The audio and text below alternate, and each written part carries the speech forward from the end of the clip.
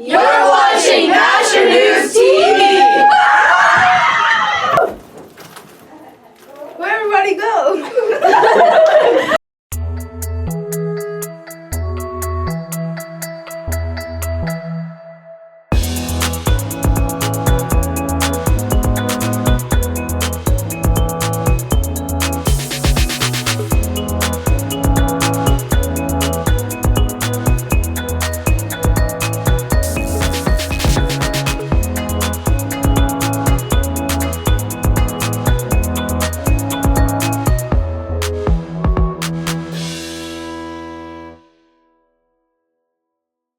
Hi, I'm Sylvie. And I'm Elena. Welcome to our second episode of National News. To start off, selected theater students are prepping for the UIL one-act play competition. Most people don't know that theater has a competition. Let's hear more about it from Willa and Zoe.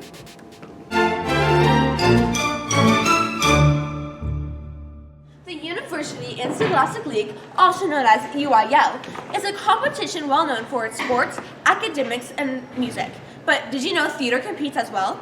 Our very own competition team will compete in UIL one-act play. Theater production, our advanced level theater class, is competing this year. They have 3 casts, but only 1 cast competes.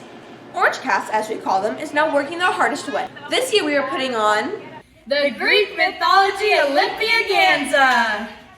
Thank you, Willa. Now, UIL is fun, but also has some strict rules and policies that you have to follow in order to not be disqualified. Some of the major rules are: you have to choose a play from an approved list, your show has to be under 40 minutes, you have 7 minutes to set up and strike, there's a certain number of actors and techs you can bring, and you have to use the provided standard set pieces. Now let's hear from our amazing directors. Things that we're doing differently for UIL this year are, for one, I'm more on the directing side than the tech side. It's been kind of hard to split those roles, so I'm trying really hard to make sure that I'm fulfilling all my requirements as director, as well as getting all of our requirements for tech done, and it's definitely a challenge. Directing UIL for the first time has been a bit of a challenge.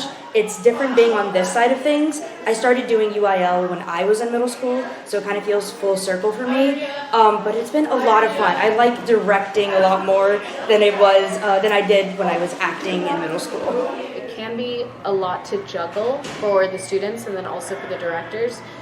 But ultimately, I think that there can be a lot gained from this experience, especially since AISD runs a really positive competition.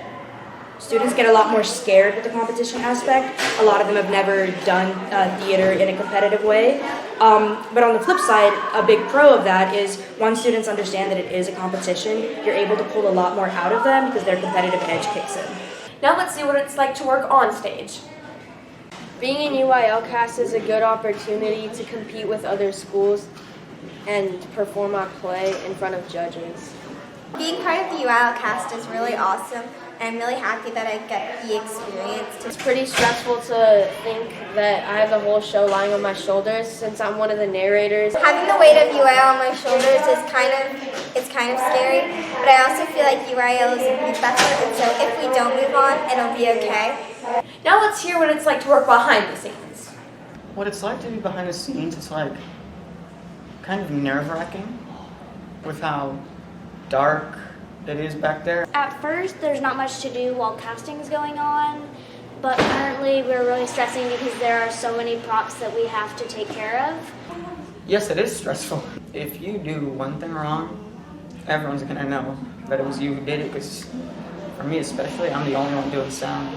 I think it's stressful knowing that a big part is on my shoulders because I have to make sure that everything's in the right place, and if I mess up, we could be disqualified. And it's a really trippy experience, just like sitting there and watching and listening to the play from a different perspective from the audience. I feel important playing as a big role. I feel very happy to be part of it. I am. Now let's go around the school and see what everyone is planning. We're entering spooky season and Halloween's right around the corner. Let's see what some of our Goriski students are doing for Halloween. Candy is a delicious part of Halloween. Let's see what some of our Goriski students' favorite Halloween candy is. My favorite Halloween candy is Twix. Probably Jelly Ranchers. Candy corn. Hello? Do you like scary movies? Scary movies are a spooky way to enjoy the season. Let's see what some of our students' favorite scary movies are. My favorite scary movie would probably be Chucky, because he's a scary doll. My favorite scary movie is probably Suicide Squad. My favorite scary movie isn't that scary, it involves a few of my favorite DC characters. Everyone likes to celebrate Halloween differently, like trick-or-treating or watching a scary movie. Let's see what Goriski students do. My plans for Halloween this year is to go trick-or-treating with my friends. I'm going to my friend's house for trick-or-treating. For Halloween, I am going to go trick-or-treating with one of my friends, and we're going to go around her whole neighborhood and then loop back and go twice. Dressing up in fun costumes is one of the many joys of Halloween. I want to be Spider-Man for Halloween because my friend wanted to do the Spider-Man meme. I'm being Harley Quinn for Halloween. I chose Harley Quinn because she's really strong. For Halloween, me and my friend are going to be blow-up dinosaurs. We chose that costume because we just wanted to do something funny, but we also wanted to do something that we could run around in. Well, I guess that's all for our Halloween plans. Let's get back to Elena and Sylvie. That all sounds so exciting. I can't wait for Halloween. Same. Hey, did you know this school has quite a history? Oh, really? Let's hear about Goriski's history with Jordan. If I told you students voted on the school colors, we have a school song, and somehow students were convinced there was a pool on the roof, you probably wouldn't believe me. Welcome to Goriski History and Unsolved Mysteries, where we're exploring interesting stories, spooky encounters, and unusual and not widely known facts about this school. Let's start with the person that the school is named after. Diane Goriski. Construction for the school started on May 29th, 2008. The school was named in honor of Diane Goriski, who unfortunately died in September 2008 after working with AIST for 30 years as a band director and music teacher. Goriski Middle School was open for students on August 24th, 2009. I have not ever met Diane Goriski, and that makes me very sad, but I have met her son and her husband and her sister, and they are really great people and really glad to work in a school that is named after such a wonderful educator. Unknown to the majority of students and staff, GMS actually has an official school song. Over the years, I have asked if GMS has a school song, like a fight song or something like that, and there is one somewhere in one of the closets, but I don't think any of us really know what it is. I have no idea who wrote the school song, or have I ever seen it or heard it. I did know that we have a school song. We don't talk about it very much because apparently it is really complicated to perform. I've never seen the sheet music. I've never seen the lyrics. I don't even know what the tune is, but apparently it is really complicated from an orchestra, band, and choir side. So I think that's kind of why it disappeared over time. Some students last year believed Mr. Synth that there was a pool on the roof. Let's hear about it. I had a class that wanted a reward for getting their homework done, like if everybody got their homework done, and I told them that we could maybe have class the next day up the pool. We could go poolside up the top of Goriski. So I told them, don't report to my room the next day, report to room 809 across the hall, and we'd be up at the roof, hanging out at the pool. And most of them believed me, some did not, and the next day some actually did go to this room. Miss Clark also had a very spooky encounter with a ghost? It was last year, and me and my coworker came up on a Saturday, and we were here till probably 8 p.m., so after everyone else had left, and we were in our room and our door is always locked, but all of a sudden the handle started going like this, and the door was not just ooh, is someone knocking? It was someone was really going for it. My coworker freaked out more than me and was like, we have to stay here. We can't leave today. And I was like, well, no, it's nighttime. We still have to leave at some point. So I was like, I'll go check. I assumed it was a custodian or maybe another coworker was there and trying to get in, but the lights were still out, meaning that the motion detector hadn't set it off yet. Because the minute I went in the hallway, they all turned on. So that means no one had been in the hallway prior to me stepping outside. Because if there had been a human, the lights would be on. When we went to leave, there was one weird blue rubber glove the nurses would have, but it wasn't there when I first went out to see if anyone was out there, and then it was there. It was all very spooky, so I no longer work here after 6:30. I now go home? You know, I've never really thought about it, but sometimes when I'm sitting during my planning period, this has also happened to me on the weekends before, my door will be totally shut and it will just open, and there's like nobody in the hallway, there's nobody in my room, and I will hear the latch on my door open and my door will just part ever so slightly, and then after a few minutes, it will just close back. It's kind of wild. Don't really know why it does that, but it's a little weird and it kind of freaks me out sometimes. So, spooky. Gee, I wonder if our anchors knew that. Oh wow, I didn't know all of that. Yeah, isn't that crazy? Yeah, now let's see who this week's feature teacher is.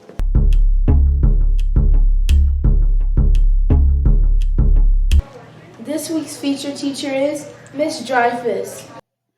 Miss Dreyfus is a 7th grade math teacher. Let's see what she has to say about the school and her class. I decided to become a teacher because when I was in school, I felt like I was often put on the back burner because I wasn't the smartest kid in class. So I came back to be a teacher so I could be there for the kids who also feel like school isn't really their thing, but we can make it work for them and they're being encouraged and they can do it. If I could change one thing about my classes is the boys who talk a lot. This is my 2nd year of teaching. Let's see what Miss Dreyfus' students have to say about her and how they like her teaching style. I think my favorite thing about Miss Dreyfus is she explains the concepts. She's been more positive and she's a lot more patient than most teachers that I've had for my classes. I like how she's really nice and she gives us help what she needs when we need it. My favorite thing about Ms. Dreyfus is that she's a really nice teacher and that she's really fun. I like how she teaches us the concept first and then gives us more like harder things to do with it. She's a very bubbly teacher and she says what she needs to say and she's straight to the point. I like Ms. Dreyfus because she's very nice and understanding and will always help you when you need it. She's really fun and she's very talkative and she always likes to play music and make sure that everyone's up to date and happy. Let's see what Emma B has to say about how she likes Ms. Dreyfus as a coach. I liked Ms. Dreyfus as a coach because she was really inspirational and helped us out throughout the season and told us what to do and she corrected us when we did stuff wrong. I just liked how she never really got mad at us for anything, but when we would do something wrong, she'd explain how to do it better next time so that it didn't happen again. What advice would you give to someone who's considering becoming a teacher? Drink a lot of coffee, come in with an open mind, and you must love kids. If you don't love kids, don't come into this profession. Wow, Miss Dreyfus really is an amazing teacher. Yeah, totally. This school also has fun stuff like football. Let's check in with our news team to hear about the football playoffs. This week on Sports for Nasher News TV, we're covering the football playoffs. Let's go see what the coaches and players have to say about the playoff game. My position are right tackle and nose guard. The important thing about right tackle is that you get to protect the quarterback or the running back from the defensive end. And the important thing about nose guard is that you get to help out the defense on getting the quarterback or running back. What inspires me to be on the field is probably playing with my friends and just playing a sport that I love. I like playing football because I get to be close to cheerleaders and it's fun. When we asked 8th grade football player Devin L. if he could redo the playoff game, what would you do different? He said, I think we lost focus a little bit more towards the end. We started off really good and got up, but towards the second half we did a lot worse. Coach Neary said, my favorite part was watching how well the team executed and played a complete game. It was also watching Angel run in the 2-point conversion. We asked Coach Formey why he coaches football.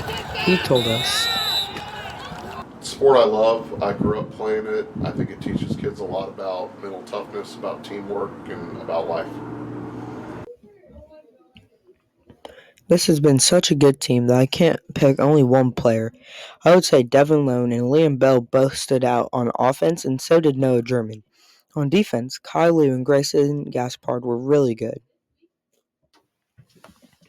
Let's see what Coach Formey would have done different in the playoff game and why. 7th grade, just protect the ball. We turned the ball over too much, and that's what cost us the game. 8th grade, everything went well. Congratulations to the 8th grade A team for winning the football championship with a score of 39. Wow, Tigers, great job at playoffs. Well, hope you enjoyed this week's National News episode. See you next time. Bye!